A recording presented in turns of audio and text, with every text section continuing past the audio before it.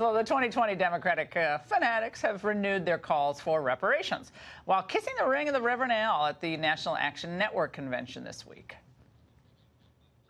Would you sign the bill for reparations? Yes, I would. I already support that bill. When I am elected president, I will sign it. Absolutely, I would sign that into law.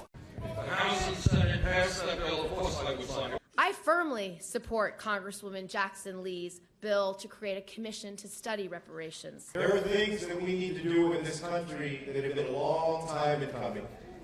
One of those is to move forward with reparations. Here now is Michael Meyers, former ACLU national board member. Now, Michael, you say that this is all a scam. Explain. Of course it is. It's more that blame whitey movement, mania, madness, and it is sheer racial rhetoric. And that's what you get at the Al Sharpton so-called House of Justice.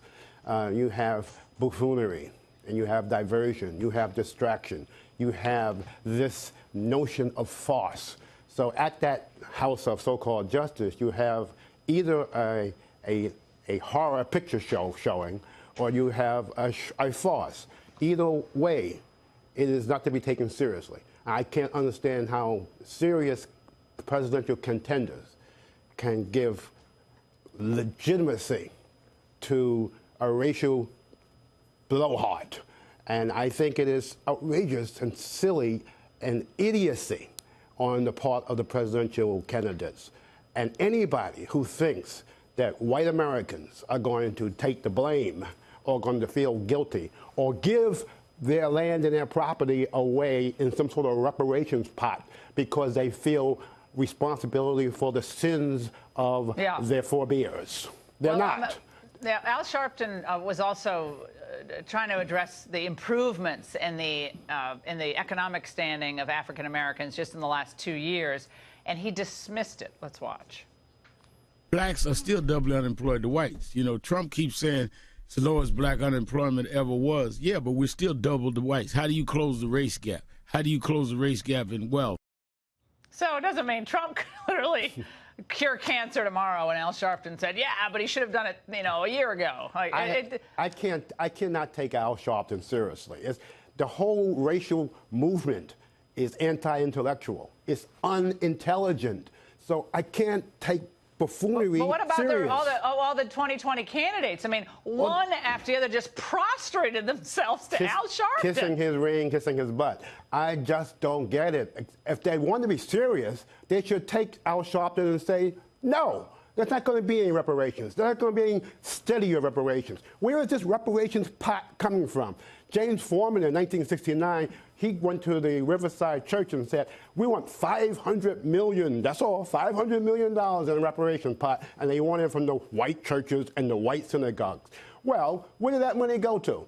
It didn't go to black people or the descendants of African slaves. You know where that money goes to. It goes to people who are hustlers, who are pimps.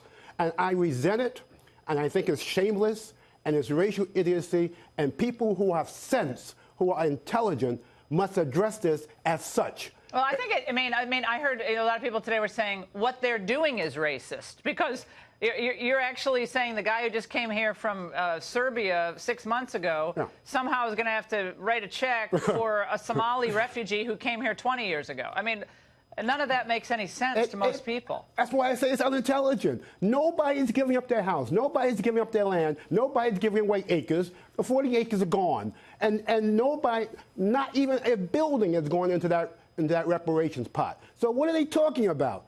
These people, they are chasing farce. It's a campaign issue. This is all a power grab. It's a total distraction. It's buffoonery. We're going to have you back, Michael, to talk about what we're going to have you back to talk about what the ACLU is doing, today's ACLU doing in law students. We didn't have time to do it in this segment. We will have you back because it's fascinating.